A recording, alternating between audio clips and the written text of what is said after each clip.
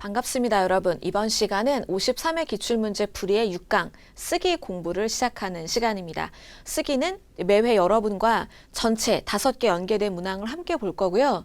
쓰기는 문제가 5개밖에 되지 않고 그 정도 매우 고정적으로 나와 있기 때문에 여기에 나와 있는 내용들과 문항 패턴을 익숙하게 알아두시면 어려움 없이 문제를 푸실 수 있을 것 같습니다. 단 오늘 저와 함께 문제 풀 때 제가 강조를 해드릴 이 부분을 주의해야 되는 함정이 있어요. 그 함정만 잘 피해 가시면 나머지는 문제가 안 될 것 같습니다. 먼저 첫 번째로 나와 있는 46번 문제 보겠습니다. 글을 작성하기 위해 계획한 내용으로 적절하지 않은 것은 정답률이 꽤 낮은 편이네요. 계획이 나와 있는데 이런 형태로 나올 때도 있고 약간 더 표의 형태로 계획표가 나오는 경우도 있는데요. 이때 나와 있는 내용은 전체적인 맥락으로 볼 때 벗어나는 것을 골라주시면 돼요. 그런데 이 전체적인 맥락 중에 벗어나는 것들이 어떤 경우는 아예 다른 논점 혹은 필요 없는데 해외 사례를 가지고 온다든지 이런 보기들도 있는데 대부분의 경우에는 여기서 이야기하는 논지가 끝난 이후에 해야 되는 거가 잘못 들어가 있든지 여기에서 이야기하는 것의 전 단계, 이미 지나간 과정에 대한 이야기가 있다면 그 부분을 빼주시면 정답을 고르실 수 있는 비중이 더 올라가게 될 겁니다. 주제가 청소년 범죄가 잔혹해지는 원인을 분석하고 청소년 강력범죄 발생에 대한 예방책을 마련하자입니다.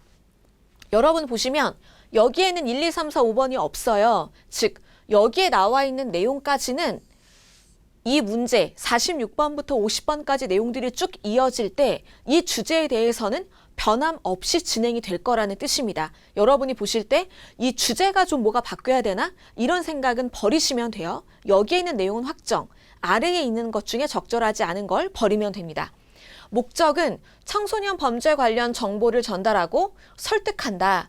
정보 전달, 원인을 분석하고 방역 범죄에 대한 부분을 얘기하고 설득, 예방책을 마련합시다. 이야기하는 부분이 나올 겁니다. 예상 독자는 일반인, 글의 내용 보겠습니다. 청소년 범죄가 갈수록 잔혹해지는 이유를 사회적 혼란과 관련지어 제시한다. 여러분이 보실 땐 어떤가요? 원인을 분석하라고 나와 있는데 이 원인으로 많이 이야기하고 있고 뉴스나 매체에서도 다루는 부분인 것 같습니다. 보통 보면 가정 환경에 어떤 문제가 있든지 학교에서 괴롭힘을 당해서 또 다른 친구를 괴롭히는 일에 들어갈 수밖에 없었다라든지 이런 이야기들도 많이 나오죠.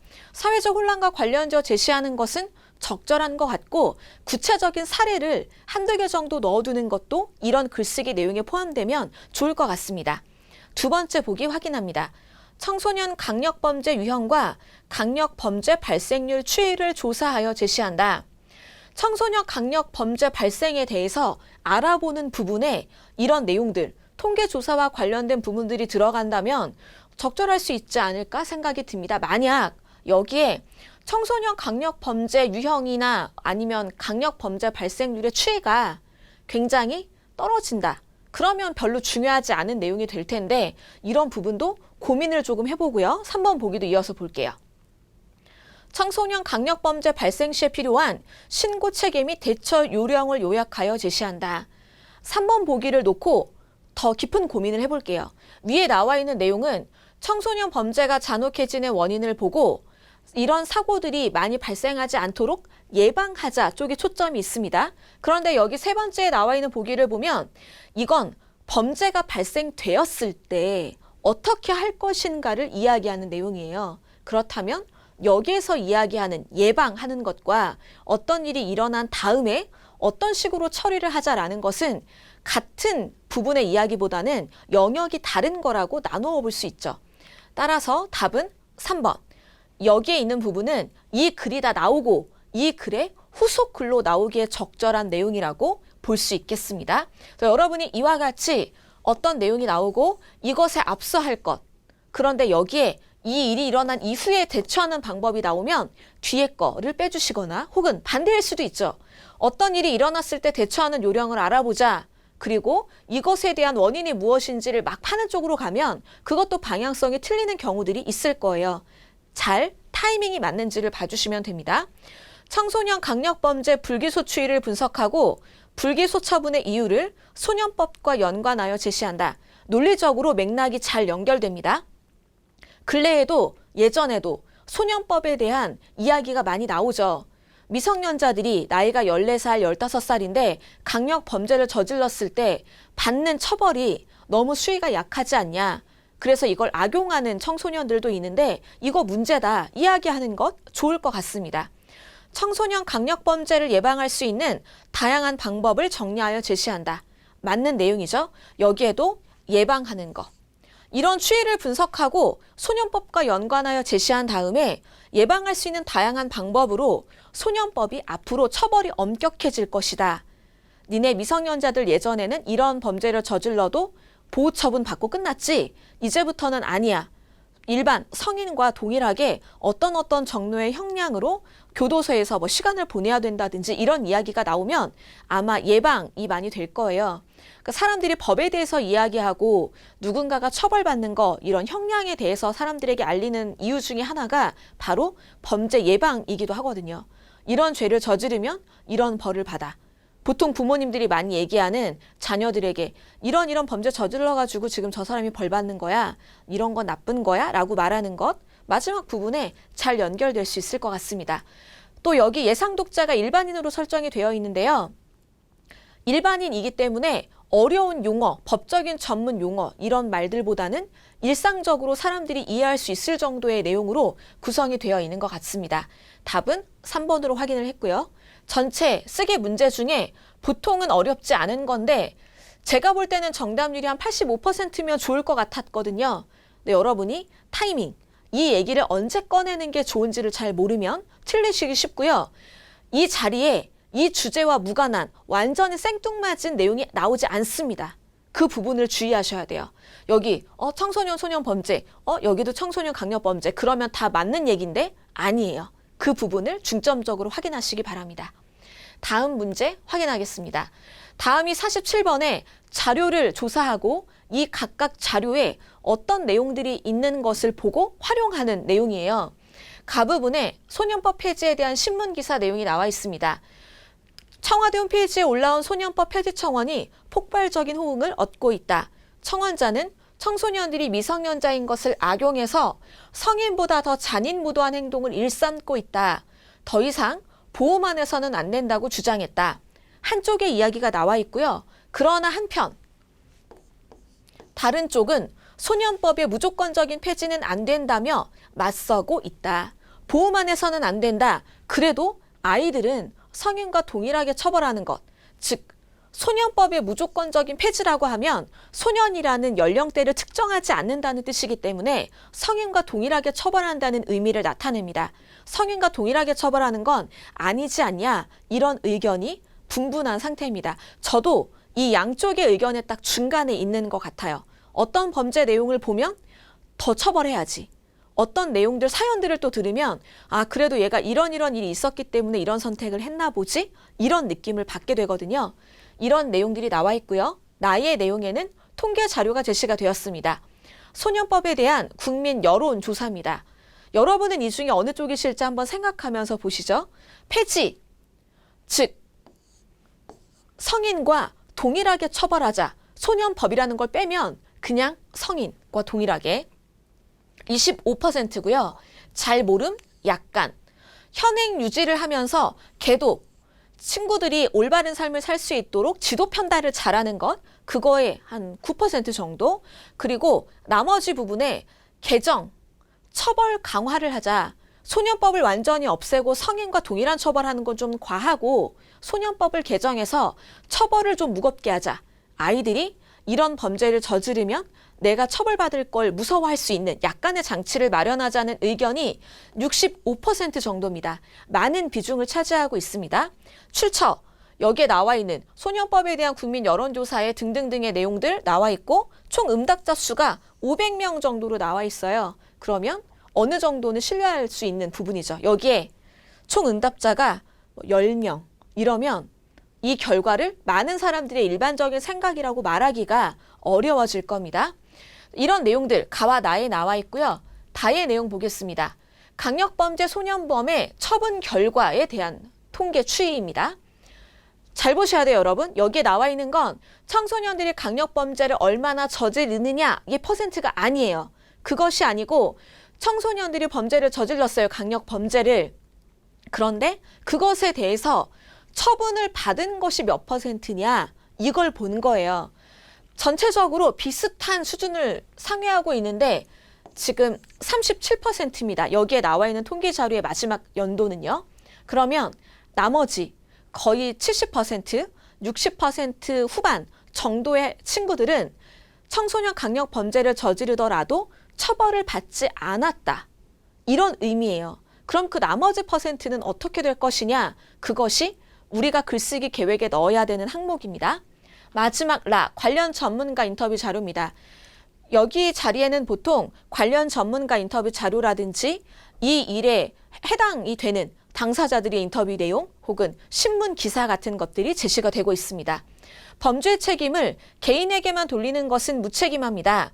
청소년에게 사형이나 무기징역을 선고할 수 있도록 제도를 바꾸는 것은 문제의 핵심이 아니라고 말합니다. 그럼 이 사람은 제도를 바꾸는 것, 핵심이 아니라고 주장합니다. 범죄를 저지르는 청소년들은 학교와 가정에서 밀려난 아이들입니다. 이들을 사회로 복귀시키기 위한 방안 마련이 필요합니다. 사회로 복귀시켜야 된다, 돌보아야 된다라는 쪽이네요. 청소년이 범죄를 저질렀을 때 즉시 조치를 취하고 반성케 하는 시스템을 구축해야 한다. 예를 들어 소년 전담 재판부를 신설함으로써 청소년들의 범죄를 예방하고 재범률을 낮출 수 있을 것이다 라는 이야기를 건네고 있습니다. 각자 나름대로 소년법 폐지에 대한 혹은 소년법의 개정이나 보완에 대한 의견들을 밝힐 수 있는 부분입니다. 가나 다라 4개의 자료를 꼼꼼하게 확인했습니다. 문제 내용들 확인해보죠. 자료의 활용 방안으로 적절하지 않은 것 찾아보겠습니다. 가를 활용해 10대의 강력범죄가 중요한 사회적 문제임을 밝히고 문제 개선의 필요성을 제기한다. 가 부분에 나와 있던 내용이 청원에 대한 부분이었죠. 이런 부분들 제가 볼 때는 나쁘지 않겠다 정도. 내용 끝까지 한번 보고 체크해보죠. 2번 나와 나에 나와 있었던 도표 그리고 라에 나와 있던 전문가의 인터뷰를 활용해서 소년법 개정에 대한 요구가 많지만 그것만이 문제의 해결책이 아닐 수 있음을 제시한다. 세모인지 동그라미인지 생각해 보시기 바랍니다. 다를 활용해 소년범 강력범죄에 대한 불기소 처분이 증가하고 있어서 죄를 짓고도 벌을 받지 않는 청소년들이 있음을 제시한다. 4번입니다. 다와 라를 활용해 10대의 강력범죄의 추이 변화와 그 이유를 설명한다. 제가 여러분과 가나 다라 자료를 볼 때 강조드렸던 내용이었는데요. 강력범죄의 추이가 그 도표의 제목이 아니었어요. 다에 나와 있던 그래프요. 그게 아니었고 강력범죄 소년범에 대한 처분 결과 추이가 나와 있었어요. 여기에 강력범죄 추이라고 하면 범죄 건수인데 우리가 본 자료는 그것이 아니라는 거죠.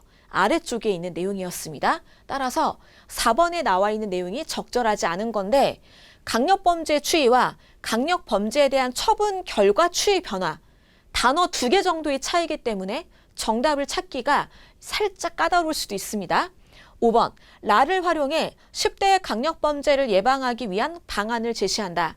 라에서 전문가가 제시했던 건 거의 이런 거죠.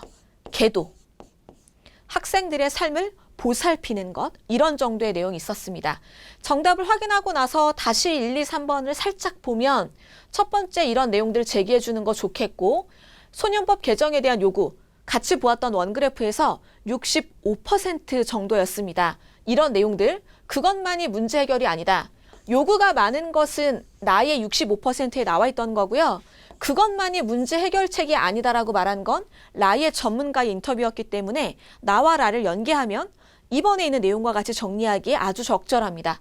그 다음 다를 활용해 소년범 강력범죄에 대한 불기소 처분 여러분이 보시면 숫자가 예전에 29, 31 살짝 왔다 갔다 했는데 마지막 확인한 연도의 그 비중이 37%였어요. 증가하고 있다.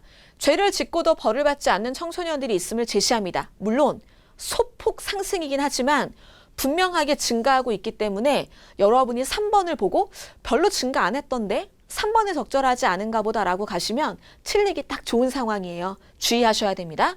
5번 방안을 제시하는 것, 개괄적이고 전체적인 맥락에 문제가 없었습니다. 정답률이 꽤 낮았어요. 그래서 제가 미리 많이 강조드렸죠. 도표가 나오면 도표의 제목을 잘 보고 뭐에 대한 통계 자료인지를 본 다음에 문제를 푸시면 이건 사실 OX 문제에 가까운 유형이에요. 답을 정리를 해봤습니다. 다음 내용 보겠습니다. 위에 나와 있던 내용들을 바탕으로 개요를 작성하고 개요를 수정하고 앞으로 좋은 초고를 쓰기 위해서 어떤 작업을 하면 좋을지 이야기를 하려고 하는 문제입니다. 여기에서도 여러분이 동일하게 생각하셔야 될 건 46번에서 옆에 줄표가 없는 것들은 고정된 내용이었다는 거예요. 즉 여기에 나와 있는 이 부분의 내용들, 여기에 나와 있는 소제목과 이 부분들은 변동이 없을 겁니다.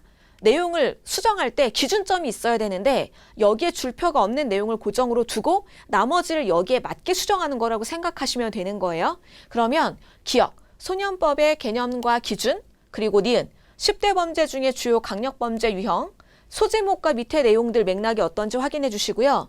강력범죄에서 성인과 소년범 간의 비율 변화 주의 보는 것 의미가 있을까 한번 고민해 주시고 소년법 폐지 및 개정 외의 해결 방안, 사회적 혼란 감소, 갑자기 미음에 있는 내용 보니까 원론적으로 이야기가 돌아가는 느낌? 서론으로 돌아가는 느낌도 있는데요. 어떨지 내용들을 확인해 봅니다. 선택지 1번의 내용입니다. 기억의 부분에서 항목과 관련성이 부족하기 때문에 제목을 조금 바꿔주자. 기억에 나와 있는 내용을 보면 소년법의 개념과 기준이라고 소제목이 되어 있는데 아래에는 다른 내용이 나와 있거든요. 이걸로 바꿔주는 것. 적절한 내용이 되겠고 소제목과 아래의 항목이 일치도가 높아집니다. 니은, 논리적 흐름을 고려하여 2-1과 순서를 바꿔 제시한다. 잠깐 올라가서 니은을 보면 여기에 1번 범죄 유형, 2번 처벌 추이로 배열이 되어 있어요. 그런데 밑에 있는 내용은 배열이 반대로 되어 있죠. 여러분이 소논문이나 이런 게 아니더라도 그냥 숙제를 할 때도 위에 뭐뭐와 뭐뭐 하면 그 다음 순서에 맞게 쓰는 것은 아주 기초적인 배열 방식이죠. 그 내용을 고려하면 이것도 적절하고 디귿, 성인과 관련된 내용을 제시하는 것이 있는데 우리는 성인과 소년범에 대한 비교 대조가 불필요해요. 현재 상황에서. 그렇기 때문에 이 내용 삭제하는 것 적절한 방법이 될 것 같습니다. 만약 성인에 대한 내용을 포함시키려고 한다면 이 글의 주제가 성인은 이렇게 처벌하고 소년범은 이렇게 처벌하자. 방식을 다르게 하는 게 어떨까라는 제한점이 있어야 하지만 이 내용이 만들고자 하는 글에는 없는 계획입니다. 리을 3-1과 2를 고려하여 소년법 존폐 논란의 비효율성 해결의 근거와 대책으로 수정한다라고 했는데 이 글에서는 소년법 존폐 논란이 아직 진행 중이에요. 소년법에 대한 개정, 그리고 소년법에 대한 폐지 의견이 있는데 아직 이런 의견도 있고 저런 의견도 있는 중이거든요. 그래서 이런 논란이 비효율적이니까 하지 말자. 그 이후에 이야기를 하는 것이 아니에요. 아직은 에너지 소모 중. 그런데 그것이 무의미하다고 말하는 시점이 아닙니다. 46번 문장과 맥락이 비슷한데요. 이 이야기를 어느 시점에 하는 것이 필요한지 그것에 따라 정답이 나눠지는 거라고 볼 수 있죠. 이런 문제가 있기 때문에 정답은 4번으로 확인을 할 수 있겠고요. 5번 내용도 맞는 거니까 마무리를 지어보겠습니다. 글의 마지막 내용으로 부적절해요. 사회적 혼란 감소, 미래지향적인 얘기인데 여기에서는 소년법을 앞으로 어떻게 정리하고 어떤 방안을 마련하는 것이 좋을지로 글을 끝맺고 싶어 하고 있거든요. 10대 강력범죄 예방을 위한 대책 마련 촉구. 이 미음의 바로 앞에 여러 가지 방법을 고민해보는 내용이 나왔고 전문가의 인터뷰 내용, 즉 계도하자, 소년법의 일부 내용을 개정하자는 의견도 있다. 이런 것들이 나온 이후에 이런 마련, 여유 있게 생각하지 말자. 청소년 범죄가 심각해지고 있는데 빨리 이런 방안을 마련하자. 이렇게 푸시하고 촉구하는 내용으로 마무리되는 것 좋을 것 같습니다. 답은 4번으로 확인을 해봤습니다. 자, 다음 문제는 앞에서 이야기한 여러 가지 논점을 다 정리하고 글을 보고 글의 내용 중에 문장에서 틀린 부분 혹은 글 전체의 문단과 단락으로 볼 때 보완이 필요한 부분 49번과 50번 이 하나의 글로 연계된 문항들을 확인해 보도록 하겠습니다. 앞부분에는 소년법 개정을 고려하자, 처벌을 엄격하게 하자 하는 내용과 반대로 그렇게만 하면 청소년들이 어릴 때 아직 자기가 정리되지 않았던 실수인데 이게 너무 커지는 것 아닌가 이야기하는 양쪽의 입장이 나왔습니다.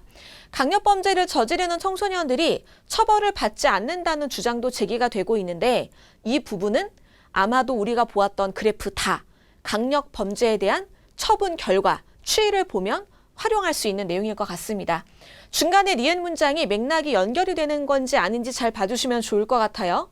이러한 주장을 뒷받침하는 연구 결과를 보면 불기소 처분을 하는 비율이라고 해서 이러한 주장에 대한 내용이 나오는데요. 이 니은이 청소년 흉악범죄가 늘어나는 것은 이런 원인 때문이다라고 제시가 되었거든요. 이 원인의 주장을 뒷받침하는 걸로 불기소 처분을 하는 비율. 맥락이 약간 어긋난 부분이 있거든요. 잘 봐주셔야 돼요. 이러한이 나오면 앞에 있는 문장을 봐주시면 되겠죠. 청소년의 경우 처벌보다는 교화에 초점을 맞춘 소년법의 취지가 있기 때문에 보호처분, 불기소처분, 즉 청소년들이 범죄를 저질렀을 때 나 이거 걸리면 나 끌려가겠네? 나 이제 앞으로 빨간 줄 생기겠네? 이런 두려움을 잘 안 느끼고 있는 상황이라는 거죠. 그 다음 내용 부분 이어서 보겠습니다. 위에 나와 있는 내용들 보면 흉포화되는 청소년 범죄를 막기 위해서 소년법을 폐지해야 한다는 입장이 있다. 앞에서 자료 활용할 때 확인하는 것처럼 소년법 폐지는 이퀄 성인과 동일하게 처벌한다라는 건데 이는 소년법이 범죄 예방, 도움을 주는 게 안 되고 악용하기 때문이다라고 이야기합니다. 따라서 소년법을 폐지하는 것보다는 일부 개정하자는 입장이 있다. 맥락이 어떤지 접속 부사 확인해 주시고 인터넷 등을 통해 여러 정보를 접할 수 있는 상황 등 등등등을 활용해서 기준 연령을 낮춰야 한다. 현재의 나이보다 더 어린 나이까지만 적용하고 이 위는 성인과 동일한 수준을 한번 고려해 볼 법하다라는 등등이죠. 사회구조 개선, 라에 나와 있던 전문가의 인터뷰 내용이 이것과 관련이 있을 겁니다. 소년법 개정의 실효성이 떨어진다. 지금 제가 떠오르는 예시가 이런 것 같아요. 담배를 피우는 사람들에게 담배 피우면 건강에 나빠. 그럼 이제 돌아오는 답이 가끔 이런 게 있죠. 내가 내 몸 나빠지는 거 감수할 건데 어떻게 하라는 거야? 이런 거. 사실 저희 아버지도 거기에 해당이 되시거든요. 담배를 많이 피우시는데 제가 건강에 대해서 얘기하면 이걸 안 피우면 스트레스 받아가지고 내가 더 건강이 나빠질 거야. 이런 말씀을 하시더라고요. 어떤 나라에서는 소년법 개정을 했는데 처벌을 강화한 경우에도 그 처벌? 나 상관없어. 나는 이런 범죄를 저지르는 게 내가 원하는 바야라고 하면 효과가 별로 없다는 이야기죠. 즉, 이런 개정이 중요한 게 아니라 사회에 문제가 있다. 적극적인 교화 시스템을 제공하자라는 것입니다. 교도소가 사람들을 범죄를 저질렀으니까 그냥 무언가 사람들을 모아두는 곳 이런 의미로 사용하는 것이 아니라 교도소의 본래 취지는 이 사람들이 교화되어서 다시 사회에 나가서 적절한 삶을 살 수 있도록 하고자 함이 목적이거든요. 청소년 강력 범죄 증가라는 상황을 해결하기 위해서는 대책이 갖고 있는 효율성, 연구를 하자, 해외 사례와 비교를 하자, 실질적인 대책 마련을 통해 문제 해결의 의지, 사회 전반의 공감을 얻는 과정이 필요할 것이다. 네, 여러분 여기 뒤에 문제 해결의 의지와 뒤에 걸리는 서술을 한번 눈으로 볼까요? 사회 전반의 공감을 얻는 과정이 필요하다. 문제 해결의 의지와 공감을 얻는다라고 했는데 그럼 의지도 얻어야 되는 거고 공감도 얻어야 되는 거예요. 의지를 얻는다는 것, 의지를 공감을 얻는 것과 같은 서술어로 받는 것이 괜찮은지 고려해 보시기 바랍니다. 관련된 문제 49번 확인해 봅니다. 수정한 내용들 중에 적절하지 않은 것 확인해 보도록 하겠습니다. 기억, 어휘 사용이 적절하지 않으므로 드러내는 으로 수정한다. 앞에서 보았던 것 중에 들어내는 이라고 올바르지 않은 표기가 있었습니다. 이건 아주 쉬운 보기였고요. 정답률이 높은 걸로 쉬운 문제라는 걸 이야기해주고 있어요. 적절한 내용이고 니은, 글의 흐름상 통일성을 해침으로 삭제한다. 중간에 조사 결과 청소년의 강력 범죄에 대한 처분 추이가 나와 있는데 갑자기 중간에 청소년 범죄의 원인은 이것이다 라는 내용이 끼어들어가 있었어요. 통일성을 해치기 때문에 삭제하는 것 좋은 방법이라고 생각합니다. 디귿, 문맥상 흐름을 고려해서 한편으로 바꾼다라는 내용 나와 있는데 이 부분에 원래 우리가 본 글에는 따라서가 들어있었거든요. 어떤지 고민을 해보겠습니다. 1번과 2번은 매우 확실하게 벌이를 보기고요. 나머지는 5번까지 살짝 고민을 같이 해볼게요. 주어와 서술어의 호응을 고려해 밀어낸 으로 수정한다. 제가 여기 앞에 따라서라는 걸로 읽을 때 큰 문제가 없어서 여기에서 큰 문제가 없어 보이는데 여기에서는요. 이 리을 문장 부분이 청소년들은 사회나 어딘가에서 무언가 이렇게 된 사람이라는 내용이 나와 있었거든요. 이건 저쪽에 청소년들이 있는 거예요. 제가 사회나 가정이 되는 거고 사회나 가정이 이렇게 된 거예요.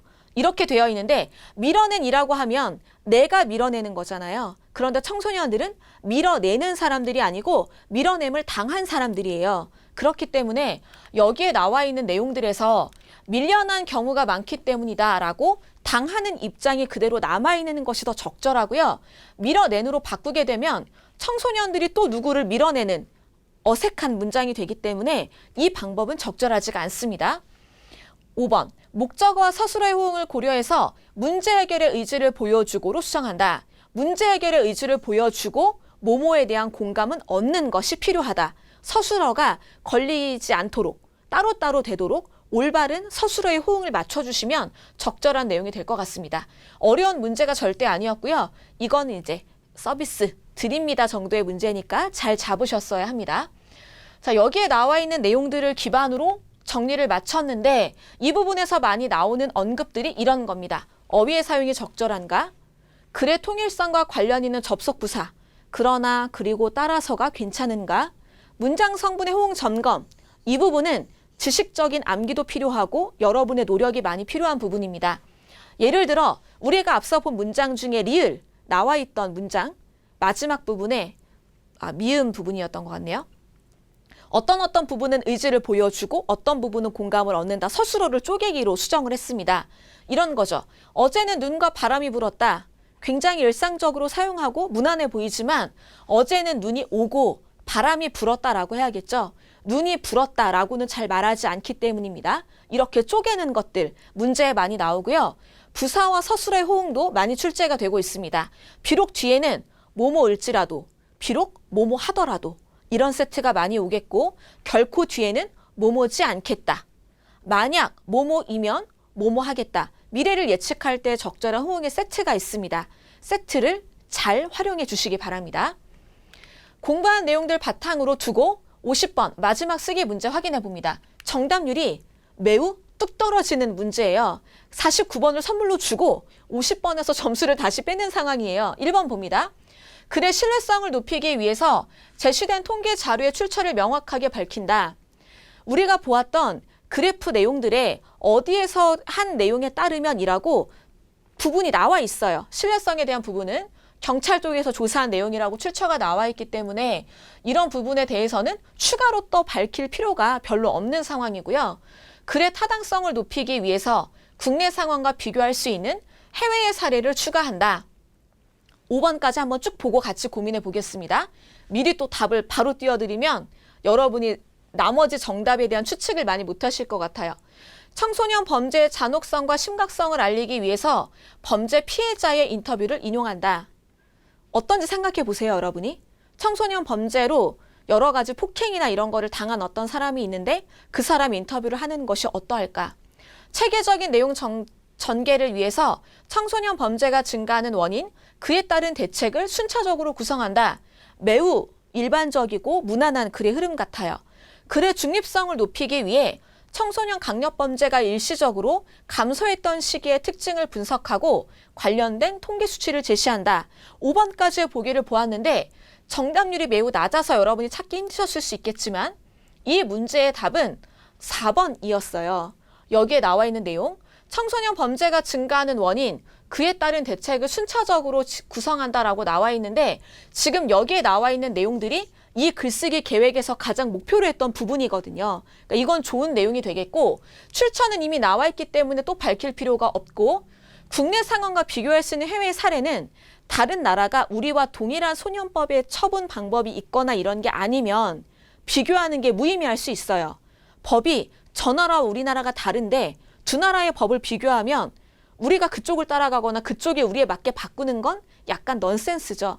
이것이 별로 적절하지 않을 것 같고 청소년 범죄 잔혹성 심각성을 알리기 위해 피해자의 인터뷰를 인용한다. 제가 피해자라면 이 인터뷰 안 하고 싶을 것 같은데요. 적절하지 않을 수 있을 것 같아요. 조금 위험한 방법일 수도 있고 그래서 요거는 오히려 그 사람의 상처를 이렇게 되돌리는 일이기 때문에 그다지 좋은 방법은 아닌 것 같습니다. 글의 중립성을 높이기 위해 일시적으로 감소했던 시기의 특징을 분석한다라고 했는데 이 문제가 또 나왔어요, 여러분. 계속해서 강조했죠. 청소년 강력 범죄 퍼센트가 나온 게 아니라 강력 범죄의 처분 결과 퍼센트만 봤어요, 우리는 자료에서. 청소년 강력 범죄가 일시적으로 언제 감소했는지 우리가 본 자료에서는 알 수가 없죠. 중간중간에 청소년 강력 범죄에 대한 처분 추이가 살짝 내려간 부분은 반복적으로 나왔어요. 이 내용은 우리가 본 통계 자료로는 만들 수 없는 내용입니다. 그렇기 때문에 보완을 하거나 이 내용을 더 잘 만든다면 4번으로 하는 것이 가장 좋은 방법이 되겠습니다. 글쓰기 계획 46번에 나와 있던 맥락을 50번까지 가지고 오셔야 하는 문제였습니다. 그리고 나서 마지막 부분에 글의 내용을 보완할 때 일반적으로 활용되는 방법 정리를 하고 이번 시간 마무리를 지어볼게요. 글의 신뢰성을 높이는 방법은 대표적으로 통계 자료를 제시하는 것, 전문가의 말을 인용하는 겁니다. 이때 우리가 보는 시험에서 주의해야 될 점은 통계 자료가 어디에서 나온 건지 출처가 명시되어 있는데 또 명시해야 된다라고 보완 방법에 나오면 틀린 보기라는 점이에요. 글의 타당성을 높이기, 국내 사례, 해외 사례의 비교 혹은 대조를 하는 것이 어떤 땐 유의미한데 우리가 방금 본 글에서는 법적인 부분이 너무 다른 체계이기 때문에 오히려 적절하지 않은 경우였습니다. 독자의 관심을 유도하기 위해서 당사자의 인터뷰, 전문가의 인터뷰 들어갈 수 있겠고 다만 앞서 본 피해자의 인터뷰는 조금 무리수가 있어 보입니다. 글의 중립성을 확보하기 위해서 편파적인 글이 아님을 정리하기 위해서는 객관적인 자료, 통계, 원그래프, 꺾은 선 그래프 등이 나오면 되겠습니다. 중요한 것은 변화의 양상이 나타나는 통계 수치에 집중해서 여러분이 문제를 푸셔야 한다는 점입니다. 글을 쓸 때요. 저도 논문이나 여러 가지를 쓸 때 설문조사를 하고 몇 년 뭐를 조사해요. 그런데 통계조사의 결과가 변화가 별로 없어요. A부터 D의 항목까지 고만고만해요. 그러면 그냥 그 논문 엎어야 돼요, 사실은. 유의미한 내용이 별로 안 나오거든요. 여러 가지 편차가 많이 있고 숫자가 왔다 갔다 하는 통계가 있다는 건 이 글에 필요하기 때문에 그 변화를 넣었다는 뜻이에요. 그 변화에 주목해 주시면 49번, 50번 혹은 자료를 활용하는 문제를 푸실 때 플러스가 되는 부분들이 많이 있으실 거라고 생각합니다. 자, 여기까지 쓰기 문제를 같이 풀어봤고요. 우리 이제 쓰기를 마무리 지었기 때문에 다음은 완전히 새로운 영역으로 이동해서 다음 시간에 공부를 해보려고 합니다. 다음 시간에 만나 뵙죠. 수고 많으셨습니다.